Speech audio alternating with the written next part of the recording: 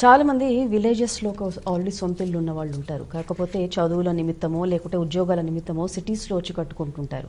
కాకపోతే సిటీకి వచ్చి విలేజ్లో ఉన్నంత వరకు బాగుండి సిటీలో వచ్చి మళ్ళీ మంచి వాస్తు చూపించుకున్నప్పటికీ ఏదో అనారోగ్య సమస్యలే కావచ్చు, లేదంటే ఎంత చదువుకున్నప్పటికీ ఆ పెళ్ళి సిటీలో చేసుకున్న విడాకులు వెంటనే అయిపోతూ ఉంటాయి. అంటే వీటన్నిటికీ వాస్తుకు సంబంధించిన ఎలాంటి దోషాలతో వీళ్ళు బాధపడి ఇలాంటి సమస్యలు వస్తాయి? సాయిరామ్ ఇప్పుడు ఇప్పుడు ఈ రోజులో ఏంటంటే మినిమం క్వాలిఫికేషన్ ఉంది ప్రతి ఒక్కరికి.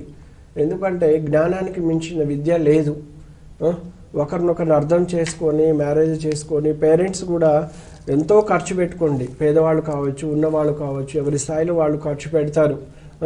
అంత గొప్పగా చేసిన తర్వాత కానీ కొన్ని కుటుంబాలు మీరు అన్నట్టు కొన్ని కుటుంబాలు విడిపోతున్నాయండి. ఏదో చిన్న చిన్న సమస్యలకు చిన్న సమస్యలను మనకు అంటే దోషములు ఆ రూపంలో వస్తుంది. మెయిన్ అంటే ఇక ముందుగా ఫీవర్ రావడం, ఆ తర్వాత అది ఆలస్యం అయితే అది ముదిరిపోవడం, అంతే కదండి. అది డెంగ్యూ జ్వరం కావచ్చు, టైఫాయిడ్ కావచ్చు. అలాగనే ఇక్కడ కూడా అంతేనండి. సమస్య ఏదో ఒక రూపంలో మనకు మైండ్లో వచ్చేస్తుంది. అక్కడి నుంచి ఏమవుతుంది, విడాకుల వరకు, కోర్టు చుట్టూ ఎంత గొప్ప చదువులు చదువుకొని మంచి మంచి ఉద్యోగాలు చేసుకుంటూ కూడా మనం 10 మందికి సలహా ఇచ్చే విధంగా ఉండాలి. మనం 10 మందికి ఆదర్శంగా ఉండే విధంగా ఉండాలి. కానీ ఈరోజు మనము ఇలాంటి విడాకులు కానీ ఇలాంటి సమస్యలు రావడానికి వాస్తు దోషాలు కూడా ఒక కారణం అండి, జాతక దోషాలు కూడా ఒక కారణం అన్నమాట. అయితే ఇక్కడ చూద్దామమ్మా, మనం ఏదైనా ఒక అమ్మాయిని చేసుకోబోతున్నామంటే వాళ్ళ గృహాన్ని కూడా మనం పరిశీలించాలి, జాతక బలాన్ని కూడా పరిశీలన చేయాలి. వాళ్ళకు ఉత్తర వాయువులో ఒక వీధి పోటు ఉందని అనుకుందాం, 1 ఫీట్ ఉన్నా చాలండి. కానీ ఆ దోషాలు ఆ అమ్మాయిని పీడిస్తూ ఉంటాయి. అమ్మాయి చాలా మంచిది కానీ అమ్మాయిని పీడిస్తూ ఉంటుంది.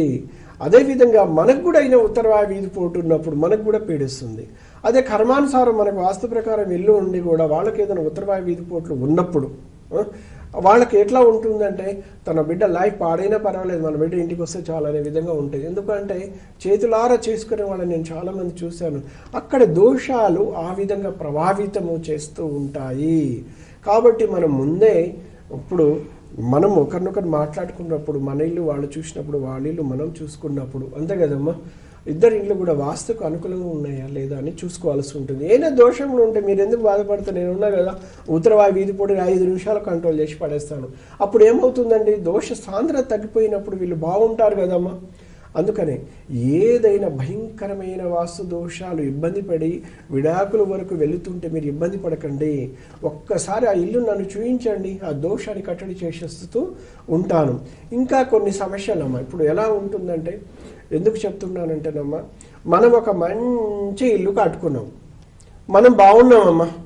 కానీ ఇప్పుడు మన కుటుంబంలో, ఇప్పుడు ఉదాహరణకు మన కుటుంబంలో అమ్మా, వాళ్ళ కుటుంబంలో మన బ్రదర్ కావచ్చు, అంతే కదమ్మా, మన బంధువులకు ఒకటి క్యాన్సర్ వచ్చి బాధపడుతూ ఉంటే మనం హాయిగా ఉండగలమా? లేదు. మన బంధువులకు ఏదైనా ప్రమాదం జరిగిందంటే మనం సంతోషంగా ఉండగలమా? లేము. అందుకనమ్మా మన ఇల్లు వాస్తు బాగుంటే సరిపోదు, మన బంధువుల ఇండ్లు కూడా వాస్తుకి ఉండాలమ్మా. అందరి ఇండ్లు బాగున్నప్పుడు, అందరం సంతోషంగా ఉన్నప్పుడు ఏదైనా ప్రకృతిలో ఏదైనా మనం సాధించవచ్చు, అంతే కదమ్మా. ఒక ఆనందం అనే ఒక విజయాన్ని కూడా మనం సాధించవచ్చు. కానీ ఇప్పుడు ఉదాహరణకు చెప్తున్నానమ్మా, మనకు బాగా తోబుట్టు ఎవరైనా కావచ్చు, ఒక చెల్లె కావచ్చు, లేదంటే మన వైఫ్ తరఫున వాళ్ళ బంధువులు కావచ్చు, వాళ్ళకు ఏదైనా అనారోగ్య సమస్య కానీ వాస్తు దోషాలు పీడిస్తూ ఆ ఇంట్లో ఇబ్బంది పడుతూ ఉంటే మనం హాయిగా అయితే ముద్ద తినలేం కదమ్మా. అందుకని మనం వాస్తు చూయించుకొని మనం కట్టడి చేసుకొని మనం బాగుంటే మనతో 10 మందికి ఎందుకు చెప్పకూడదు, అంతే కదమ్మా. మన బంధువులు బాగుండాలని ఎందుకు ఆలోచన చేయకూడదు. అందుకనమ్మా మనం బాగుండాలి, మనతో పాటు మన తోబుట్టులు అందరూ కూడా, మనకు బంధువులు అందరూ కూడా, మన ఫ్రెండ్ సర్కిల్ కూడా అందరు బాగుండాలని మనం కోరుకోవాలి. ప్రతి ఇల్లు కూడా వాస్తుకు అనుకూలంగా మనం కట్టుకోవాలని ఒక సంకల్పం చేసుకోవాలి. ఎందుకు చేసుకోవాలంటే ప్రకృతికి అనుకూలంగా మనం నిర్మాణం చేసుకోవాలి. గృహం కూడా ఒక దేవత, ఆ దేవత సహాయ సహకారం మనం అందించాలి. మన ఇల్లే మనకు ఒక దేవత ఉన్నప్పుడు మనకి ఇంకా లోటు అనేది ఉండదు కదా. కానీ కొన్ని కర్మానుసారం వాస్తు దోషాలు వస్తాయి. కర్మానుసారం మనకు జాతక దోషాలు పీడిస్తున్నప్పుడు మీరు ఇబ్బంది పడాల్సిన అవసరం లేదు. మేము ఏంటంటే ఎంత భయంకరమైన దోషంని కూడా కట్టడి చేసేస్తూ ఉంటాను.